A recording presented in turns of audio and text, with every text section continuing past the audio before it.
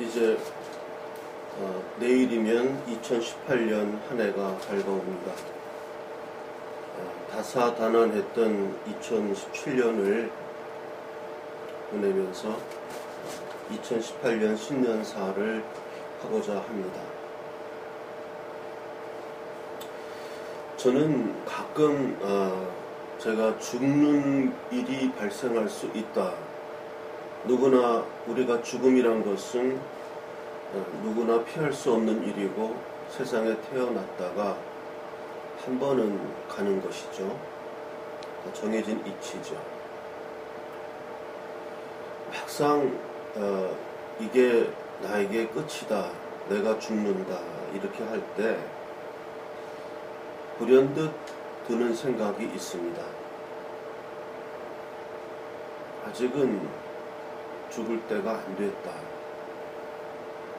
아마도 나이가 어느 정도 든 이 남자들, 글쎄요, 남자들 뿐만 아니라 여자들도 그렇겠지만 아마도 죽음을 두려워하지는 않지 않는가, 그렇게 생각합니다. 저로서는 단지 내가 아직은 죽을 때가 안 됐다 라고 하면서 죽음을 부인한다면 그것은 아직 나에게 해야 할 일이 남아있기 때문입니다. 그리고 그것이 내가 아니면 아무도 그것을 해결하고 풀어낼 사람이 없다, 이렇게 느끼기 때문입니다.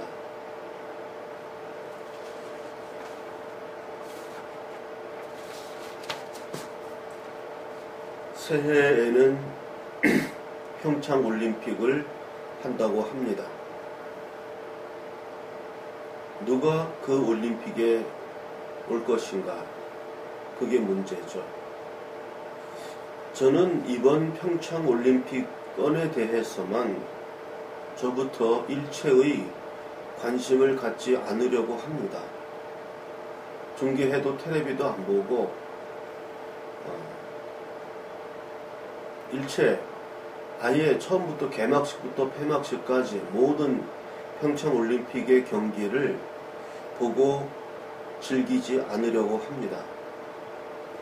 거기에 출전하는 우리나라 선수들에게는 조금 미안한 일일 수 있겠지만 그것은 그들이 감내해야 할 일이라고 나는 생각합니다.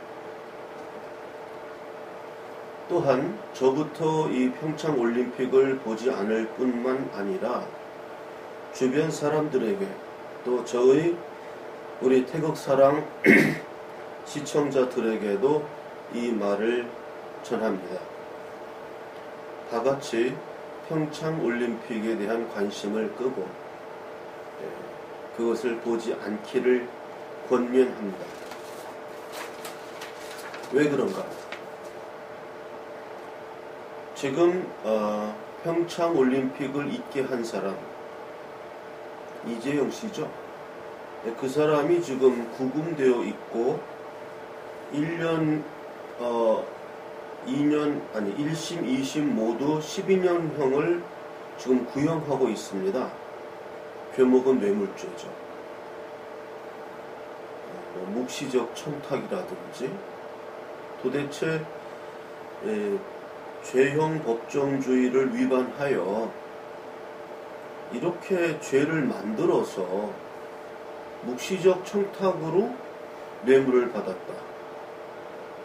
이게 과연 성립할 수 있는 것인지.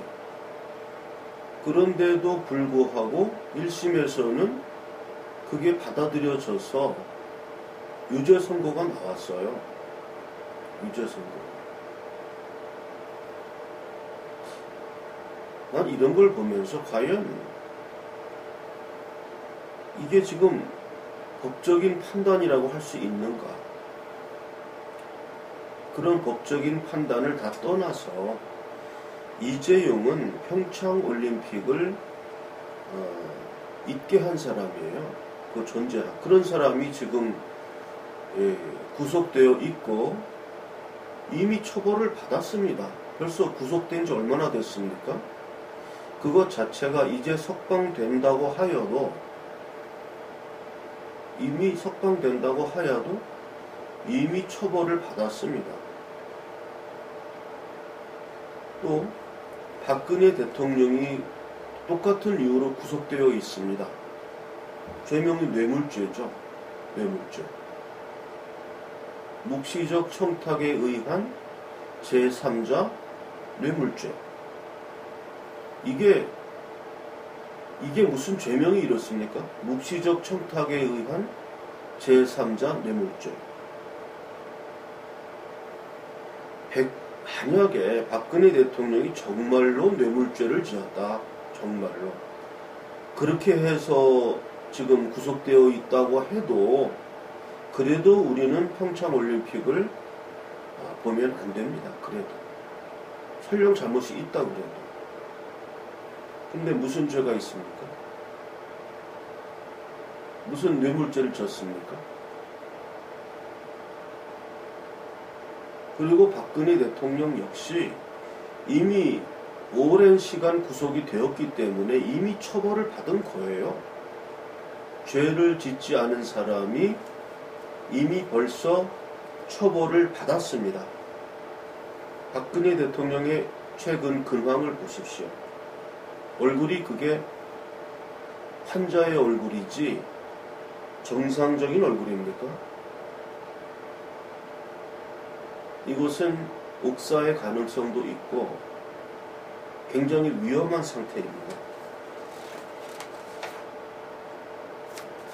그런데 우리가 올림픽을 바라보면서 누가 신기록 세웠고 누가 했고 이런 걸 볼 수 있겠습니까? 저는 저부터 이번에는 아예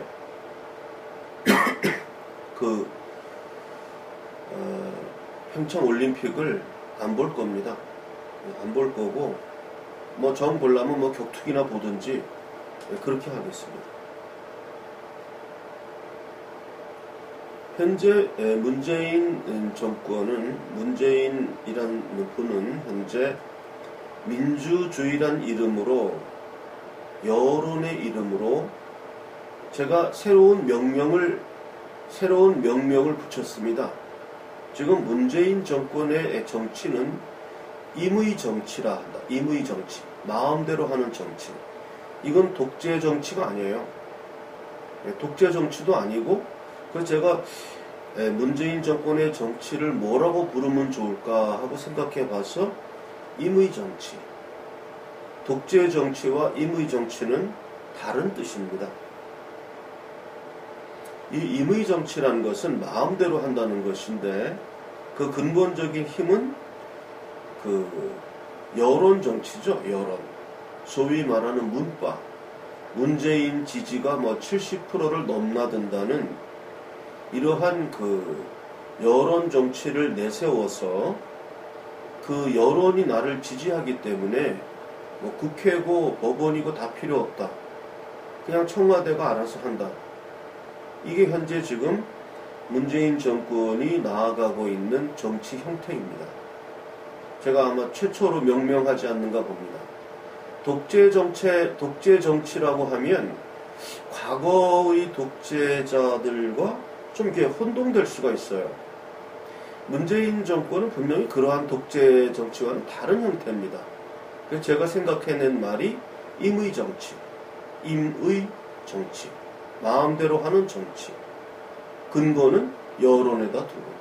그리고 여론을 선동하기 위해서 아주 애를 쓰죠. 굉장히 조직적으로 하고 그 여론의 홍위병 역할을 하는 사람들이 문과라는 것이죠. 문과. 나는 지금 현재 발표되고 있는 70%의 지지율이라는 이 여론조사 결과를 나는 믿을 수가 없습니다. 나는 절대 믿을 수가 없습니다. 지금 문재인 씨가 일본 아베로부터 받은 평가가 위안부 태스크포스 작동시켜서 한국 정부가 민간인들의 감정을 꼬드겨서 이러한 문제를 일으키고 있다. 한국 정부는 믿을 수 없다.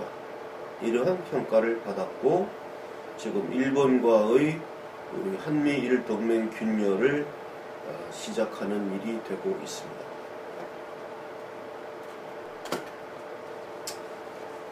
문재인 씨는 중국에 가서 본인 말로는 상당히 대접을 받았다.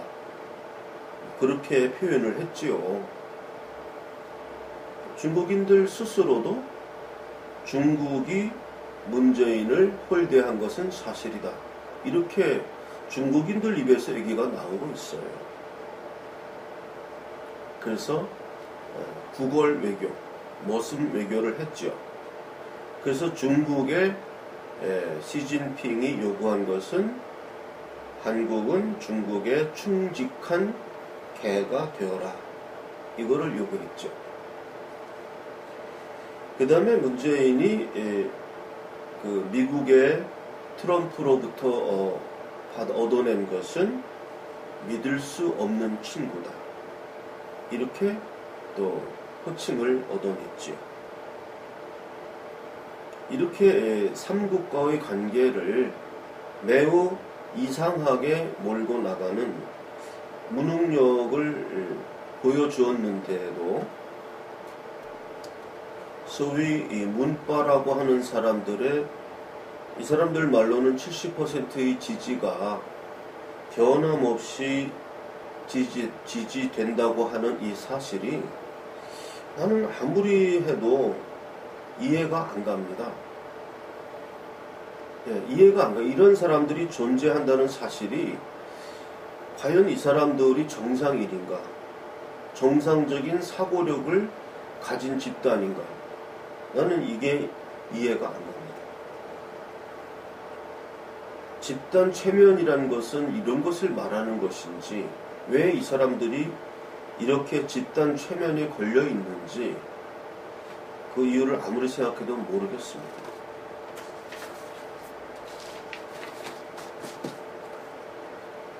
신년사 2기에 이제 연말에 10대 뉴스도 발표하고 하는데 저는 문재인 씨의 실적, 본인들은 굉장히 정치를 잘했다 그래요. 그 실적을 5가지만 말씀을 드리겠습니다. 순서 없이 얘기하면은 원전 폐기를 한다고 해서 무슨 영화 보고서 감동받아서 원전 폐기 정책으로 돌아서서 지금 여러 가지 문제를 일으키고 있습니다. 산불 정책이라고 해서 굉장히 또 지금은 중국이 시진핑 씨가 산불 정책을 확정하라 이렇게 나오니까 또 애매모호하게 또 이렇게 시간을 끌고 있죠. 일본과는 위안부 합의 파기 문제를 내세워서 또 그 일본 아베가 또 절대 물러설 수 없다는 초강경 자세를 보이니까 아직 확정적으로 얘기한 것은 아니다 이런 식으로 하면서 또 뒤끝을 흐리고 있습니다. 한미동맹을 파기시키고 있다는 건 제가 이야기하지 않아도 이미 객관적으로 증명된 사실입니다. 중국에 가서 그러한 굴종 외교를 했습니다. 이것이 문재인 그 좌파 정권이 자기네들 말로는 이거를 아주 거꾸로 이야기해요. 사국과의 관계를 복원시켰다. 이런 식으로 그렇게 이야기를 하는데요.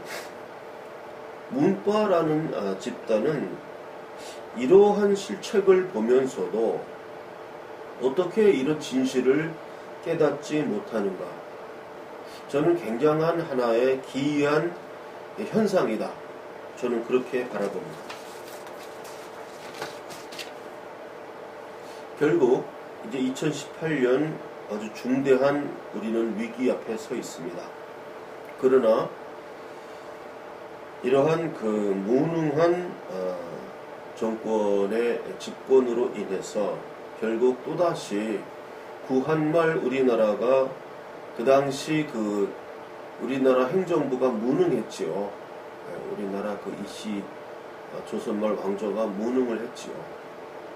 그렇게 해서 결과적으로 외세에 우리가 침략을 받았듯이 이번에 비슷한 방식으로 우리 국군이 외세에 의하여 결정되는 위기를 맞고 말았다.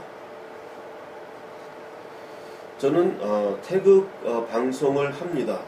태극 사랑 방송을 하면서 주변 사람들과 사석에서도 이야기하는 이야기를 합니다.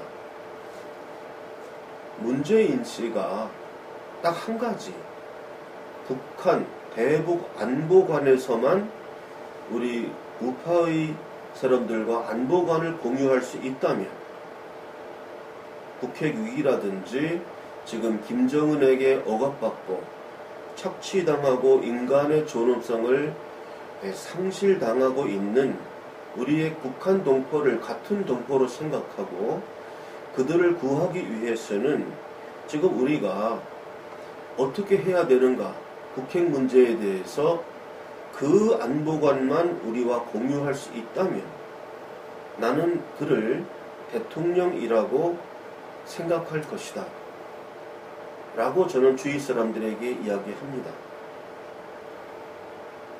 비록 대통령이 되는 과정에서 보여준 그 촛불난동의 그 폭력성, 그 구테타성, 민주주의를 무너뜨린 그 촛불난동의 정당성이 인정할 수 없다 하더라도 단 한 가지, 그가 안보관만 우리와 공유를 할 수 있다면 나는 그를 대통령으로 인정할 수 있다고 말할 수 있습니다. 안보관만 정확하다면.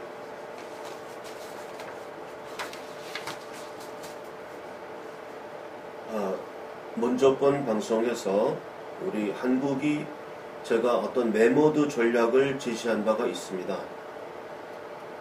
일본이 청나라에게 우리 한국의 소유인 만주, 간도라고 그러죠. 간도 협약을 맺어서 동청철도 부설권과 막 교환한 그러한 사건이 있고, 만주는 간도, 즉 간도는 우리나라의 영토이었고, 이것은 중국과의 영토 분쟁을 해서 우리가 되찾아와야 할 문제이고, 그것은 충분히 중국 분열 정책을 수행하는 미국에게는 무릎을 치면서 이러한 제안을 미국이 밀어줄 수 있는 아주 좋은 외교적 카드입니다. 제가 그것을 먼저 번 방송에서 이야기를 했고요. 방송을 보지 못한 분을 위해서 다시 한번 말씀을 간략하게 드린다면, 중국은 여러 개의 민족이 혼합된 혼합민족 국가이고, 그 영토 또한 서북 쪽의 신장성, 그 다음에 서쪽의 티베트, 남쪽의 베트남 북경, 남만, 그 다음에 동쪽으로는 우리나라, 만주, 이 지역에 4개의 지역이 각자 독립을 할 수 있고, 독립을 할 수 있는 역사적 정당성을 갖고 있기 때문에 그러한 중국 분열 정책을 우리도 한 일각을 맡아서 추진해야 한다.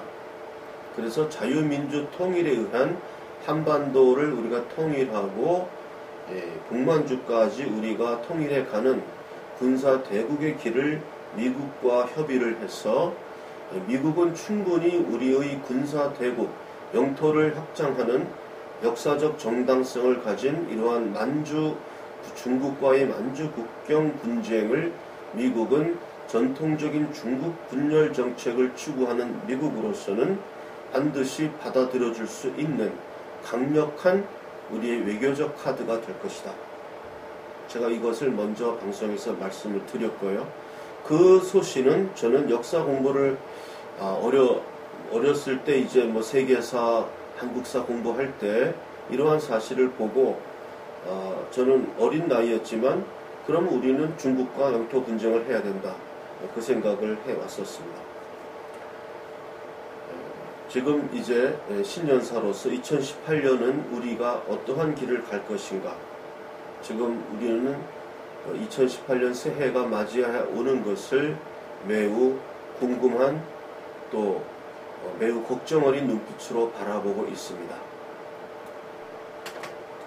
2017년을 보내며 2017년에 해결되지 못했던 이러한 북핵의 문제, 박근혜 대통령의 복권의 문제, 이것을 우리 2018년은 하나님께서 우리의 이 억울함을 들어주시고 알지 못하는 오묘한 섭리로서 우리 한민족을 이끌어 주실 것을 기도하는 마음으로 신년사를 대신하고자 합니다. 이상입니다.